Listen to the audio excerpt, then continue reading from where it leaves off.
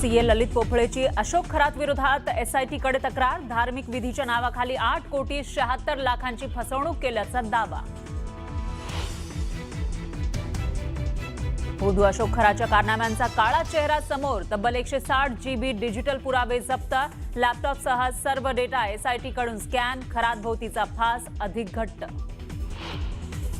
धर्मांतर आणि लैंगिक शोषण प्रकरणी 5 आरोपींना न्यायालयीन कोठडी, तर ऑपरेशन मॅनेजर अश्विनी चेनानीला 13 एप्रिलपर्यंत पोलीस कोठडी। एकनाथ शिंदेंची ठाकरेंच्या खासदारांसोबत बैठक झाल्याचं वृत्त ठाकरेंच्या सेनेनं फेटाळलं, तर कथित बैठकीचं वृत्त पूर्णपणे निराधार। वृत्त खोडसाळ आणि गैरसमज निर्माण करणारं। उपमुख्यमंत्री शिंदेंची प्रतिक्रिया। सुनेत्रा पवारांच्या प्रचाराच्या बॅनरवर शरद पवारांचा फोटो। आपला फोटो बॅनरवर वापरणं चूक असल्याचं पवारांनी यापूर्वीच केलं होतं स्पष्ट। सोलापूरमध्ये गर्भवती महिलेला एचआयव्हीचा चुकीचा अहवाल दिल्यानं संसार उद्ध्वस्त। आरोग्य विभागाचा ढिसाळ कारभार। महिलेकडून न्यायाची मागणी। मथुरेच्या वृंदावनमध्ये 30 पर्यटकांना घेऊन जाणारी बोट यमुना नदीत उलटली। बोट दुर्घटनेमध्ये 6 पर्यटकांचा मृत्यू झाल्याची माहिती, तर जखमींवर रामकृष्ण मिशन रुग्णालयात उपचार सुरू। उमरग्यात आमदारांच्या कार्यकर्त्यांची दादागिरी। एसटी कर्मचाऱ्याला मारहाण केल्याचा व्हिडिओ व्हायरल। संतप्त एसटी कर्मचाऱ्यांचं काम बंद आंदोलन। मीरा भाईंदर महापालिकेच्या बस चालकाला बेदम मारहाण। स्कूटी चालकानं बसला कट मारल्यानं झालेल्या वादानंतर स्कूटी चालकाकडून हल्ला। स्कूटी चालकासह 9 जणांवर गुन्हा दाखल। आणि सराफा बाजारात सोने आणि चांदीच्या दरात वाढ। सोन्याच्या दरात 1,000 रुपयांनी, तर चांदीच्या दरात 5,000ची वाढ। युद्धविरामाच्या घोषणेनंतर सलग 3ऱ्या दिवशी दर वाढले। राज्यात पुन्हा एकदा फोडाफोडीचं राजकारण सुरू झालं असल्याच्या चर्चा ज्या त्या रंगू लागल्यात। ठाकरेंचे 8 खासदार आणि एकनाथ शिंदेंची ठाण्यात बैठक झाल्याची बातमी एका वृत्तपत्रानं छापल्यानंतर राज्याच्या राजकारणात खळबळ उडाली। अरविंद सावंतांसह ठाकरेंच्या पक्षाच्या खासदारांनी या चर्चा ज्या त्या फेटाळून लावल्या। विशेष म्हणजे एकनाथ शिंदेंनीही अशा प्रकारची कोणतीही बैठक झाली नसल्याचं स्पष्ट केलंय।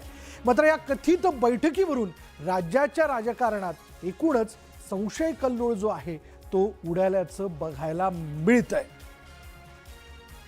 उभा चिरला ना मला तरी मातोश्रीची पताळणं होणार नाही आणि उद्धवजींना सोडणार नाही। मला खूप वाईट वाटतंय की पुन्हा त्यांना अग्निपरीक्षा का देण्याकरता कोण भाग पाडतंय।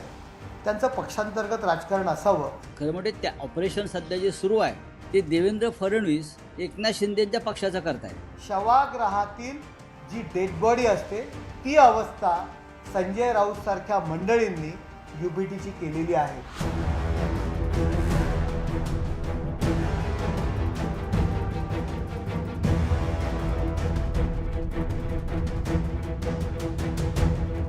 एका कथित बैठकीच्या बातमीनं ठाकरेंची शिवसेना आणि शिंदेंच्या शिवसेनेच्या नेत्यांमध्ये वाकयुद्ध रंगलं।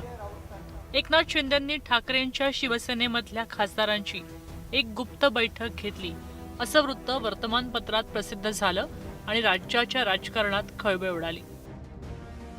शिंदे आणि ठाकरेंच्या खासदारांची गुप्त बैठक झाली। ठाकरेंच्या 8 खासदारांनी बैठकीला हजेरी लावली असा दावा केला गेला। ठाण्यातल्या एका कंपनीच्या परिसरात बैठक झाली। ही बैठक पहाटेपर्यंत सुरू होती असंही म्हटलंय। या बैठकीला खासदार श्रीकांत शिंदेंची उपस्थिती होती। काही खासदारांनी या बैठकीला व्हिडिओ कॉन्फरन्सिंगच्या माध्यमातून हजेरी लावली। तसंच खासदारांना मोठं पद देण्याचीही ऑफर दिली गेली असा दावा केला गेलाय। ठाकरेंच्या शिवसेनेच्या खासदारांनी या कथित बैठकीचं वृत्त फेटाळून लावलं। त्या बैठकीला 6 जण हजर होते, बाकी 2 जण कुठे व्हिडिओ करून बोलले। माझं सगळे मोबाईल देतो तुम्हाला माझे। त्यात एका जरी ठिकाणी त्यांचा कोणाचा कॉल आला किंवा मी बोललो तर जी शिक्षा द्याल ती हजर घेईन मी। शिवसेनेचे खासदार 9 खासदार हे एकजुटीनं एकत्रित आहेत। काही नावं त्यात वाचली, मला हसायला आलं सकाळी। पुन्हा कोणाची नावं त्यात टाकली। सगळेच हा म्हणजे आता उद्या माझंही नाव टाकतील, आदित्य साहेबांचं नाव टाकतील आमच्या. काही नाही, सध्या अशा बातम्या ज्या पेरल्या जात आहेत वातावरण गरम करण्यासाठी. त्या बैठकीच्या वृत्तानं ठाकरेंचे खासदार अरविंद सावंत चांगलेच संतापले, पण त्यांनी लेखी हमी सुद्धा दिली. मी वंदनीय हिंदू हृदय सम्राट शिवसेना प्रमुख श्रीमान बाळासाहेब ठाकरेंचा शिवसैनिक आहे. आदरणीय उद्धवजी बाळासाहेब ठाकरे हे ज्या शिवसेनेचं नेतृत्व करतात त्या शिवसेना उद्धव बाळासाहेब ठाकरे पक्षाचा शिवसैनिक आहे. उभा चिरला ना मला तरी मातोश्रीची पताळण होणार नाही आणि उद्धवजींना सोडणार नाही. ठाकरेंच्या शिवसेनेचे खासदार फुटणार असा दावा यापूर्वी शिंदेंच्या शिवसेनेकडनं केला गेला होता, पण यावेळी मात्र शिंदेंच्या शिवसेनेनं कानावर हात ठेवले. हे बघा, अरविंद सावंतांच्या बाबतीत मला तरी असं वाटतंय की काही त्यांचे जे हितशत्रू आहेत पक्षांतर्गत ते अशा पद्धतीच्या बातम्या पसरवत असतील. त्यांच्यावर आज ही वेळ येते की माझा फोन तपासा, मी लिहून देतो, मी उभा चिरला तरी मी फुटणार नाही, ही सांगण्याची त्यांच्यावर जी वेळ आहे. मला खूप वाईट वाटतंय की पुन्हा पुन्हा त्यांना अग्निपरीक्षा का देण्याकरता कोण भाग पाडतंय. त्यांचं पक्षांतर्गत राजकारण असावं आणि पक्षांतर्गत राजकारणामध्ये अरविंद सावंत यांना बदनाम करण्याचा कोणतरी प्रयत्न करत असावा. आज सकाळपासून काहीतरी वावड्या उठवल्या जात आहेत की उबाटाचे काही खासदार ठाण्यात आले आणि ते आमच्याबरोबर शिंदे साहेबांबरोबर बैठक केली तर ती तुमच्यापासून लपून कशाला ठेवू. जर त्यांना बैठक आमच्याबरोबर करायची असेल ते राज्याचे नगरविकास मंत्री आहेत, उपमुख्यमंत्री आहेत, त्यांची काही कामं असेल ते उघडपणे मंत्रालयामध्ये त्यांच्याबरोबर येतात. त्यासाठी काही ठाण्याला यायची गरज नाही आहे. तर इकडे संजय राऊत आणि नरेश म्हस्के या दोन्ही शिवसेनेच्या खासदारांमध्ये शाब्दिक युद्ध रंगलं. ऑपरेशन जे असतं की नाही हे एकदाच केलं जातं.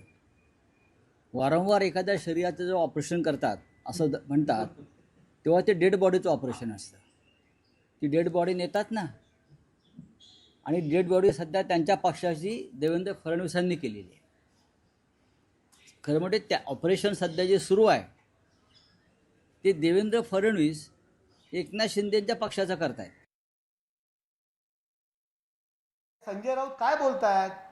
अहो, त्यांनी त्यांच्या कटकारस्थानांमुळे आज त्यांच्या पक्षाची अवस्था मृतावस्थेत आलेला आहे. प्रयोगशाळेमध्ये ज्या पद्धतीने एखादी डेड बॉडी मुलांना शिकण्याकरता देत असतात त्याच पद्धतीने ही UBTची डेड बॉडी कधी शरद पवारांच्या पक्षातील नेत्यांना वापरण्याकरता देतात अभ्यासाकरता, तर कधी काँग्रेसला वापरण्याकरता देतात. शवाग्रहातील जी डेड बॉडी असते ती अवस्था संजय राऊत सारख्या मंडळींनी UBTची केलेली आहे. ठाकरेंच्या खासदारांमध्ये राजकीय अस्वस्थतेविषयी अधूनमधून राजकीय वर्तुळात चर्चा होते. राज्यसभेच्या खासदारकीवरून आदित्य ठाकरे आणि संजय राऊत यांच्यामध्ये मातोश्रीवरच्या बैठकीत वादंग झाला असं बोललं गेलं. आता थेट ठाकरेंच्या खासदारांची शिंदेंच्या झालेल्या बैठकीच्या बातमीनं राजकीय भूकंप आला. पण या बातमीमागचा सूत्रधार कोण यावरनं आता नवीन चर्चेला तोंड फुटलंय. नरेश बोबाटेसह ब्युरो रिपोर्ट, न्यूज 18 मराठी.